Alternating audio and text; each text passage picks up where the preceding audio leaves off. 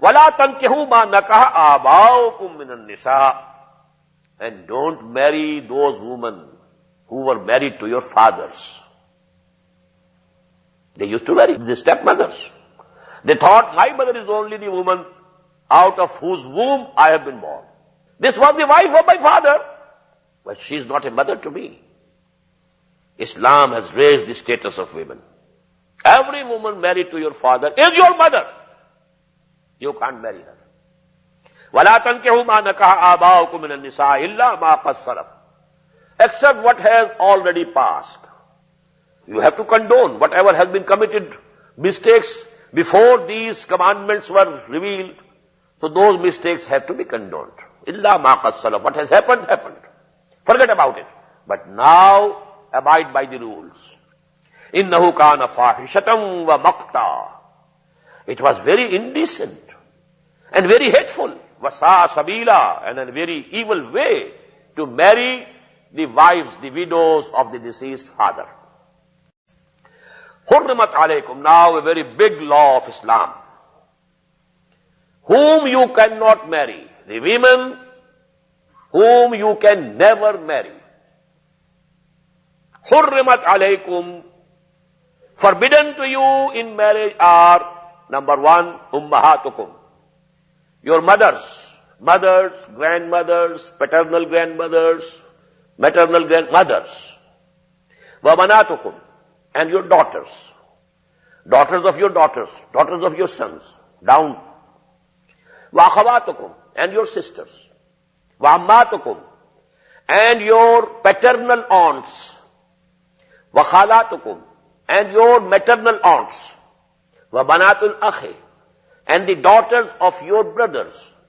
Wa banatul ukhti. And the daughters of your sisters. Wa ummahatukum allati arda'anakum. And those of your mothers who have suckled you. Mothers by suckling. Who have suckled you. And they have also become mothers to you. Wa akhawatukum min ar-rada'ah. In the same way, the daughters of the suckling mothers, they are also haram. Akhawatukum, your sisters. Now they have become your sisters. Because you had the milk of the same woman, which the daughter of that woman has taken. Wa ummahatu nisaikum. And also the mothers of your wives. Wa rabaikum allati fi hujurikum. And your foster sisters and your stepdaughters who are under your wardship and guardianship. From min nisaikum allati dakhaltum bihinna. Min your wives in whom you have gone. You have married a woman. She was married to another person before, who was deceased, who died, or who divorced her. And she had a daughter from the former husband. Now when you have married this woman, that daughter has come also. Now you are the guardian. You are the stepfather of that daughter. You can't marry her also.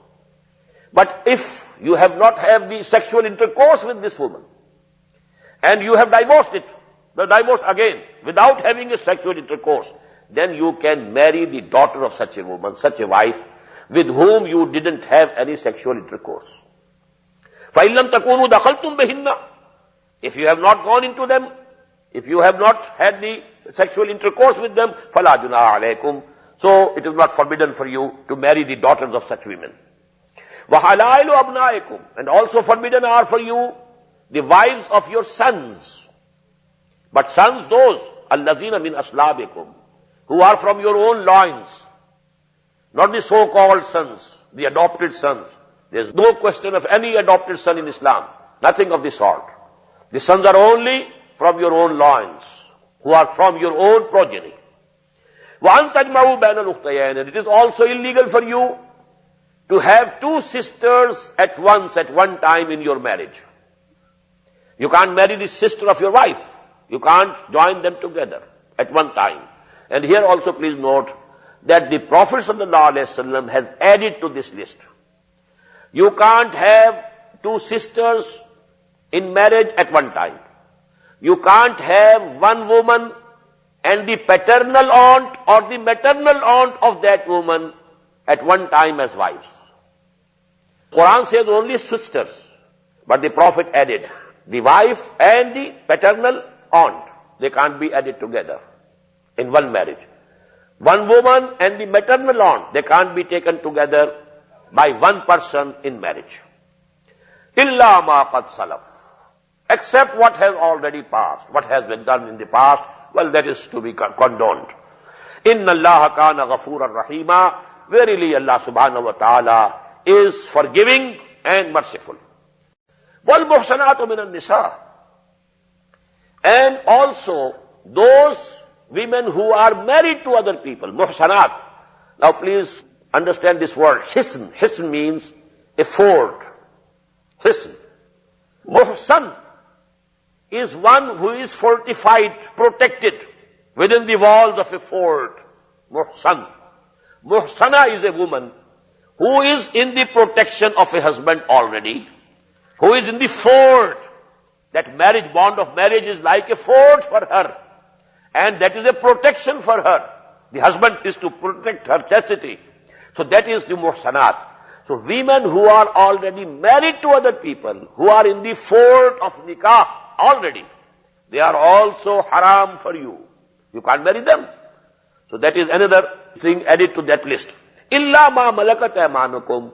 But there is an exception to this. If a non-Muslim woman, she came to you as a captive, as a slave girl, although she has a husband back home, but now her status has changed. She is a captive.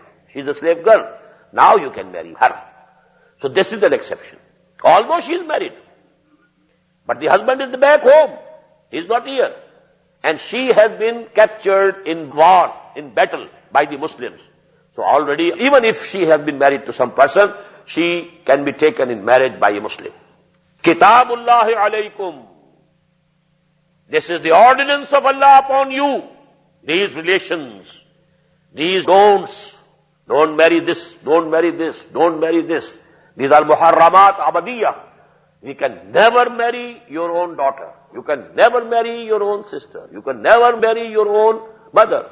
You can never marry the daughters of your brothers or sisters, and so on and so on. وَأُحِلَّ لَكُمْ مَا وَرَاءَ ذَلِكُمْ أَن تَبْتَغُوا بِأَمْوَالِكُمْ. And the rest of all women, they are permissible for you. They are allowed for you. They are halal for you. That you take them into marriage and تَبْتَغُوا بِأَمْوَالِكُمْ, through your wealth. Pay them the dowry, the mahr, muhsineen ghayra musafihin. But the intention should be to bring her into the fort of nikah. Muhsineen ghayra musafihin. It should be in wedlock and not in license or fornication. Not only you to satisfy your sexual urge, no. This is going to be a sacred relationship, a lifelong relationship of a husband and a wife. That is the way that you can have a woman in marriage. Not a timely pleasure, just a sensual gratification at a time. That is not permissible. That is haram. That is fornication. مُحْسِنِينَ غَيْرَ مُسَافِحِينَ فَمَسْتَعْتُمْ بِهِ مِنْهُنَّ فَآتُوهُنَّ أُجُورَهُنَّ فَرِيضَةً. Now if when you have benefited from them, you have taken the sexual pleasure from them, you must pay them their mahr, their dowry. You must pay them. وَلَا جُنَاحَ عَلَيْكُمْ فِي مَا تَرَاضَيْتُمْ بِهِ مِنْ بَعْدِ الْفَرِيضَةِ. But if after fixing the amount of the dowry, if by mutual agreement you decide something else, maybe you say, I will give more. Maybe she says, well, I can accept less. I leave some part of it for you. فَلَا جُنَاحَ عَلَيْكُمْ. So there is no blame on you. إِنَّ اللَّهَ كَانَ عَلِيمًا حَكِيمًا. Verily Allah subhanahu wa ta'ala is all knowing, all wise.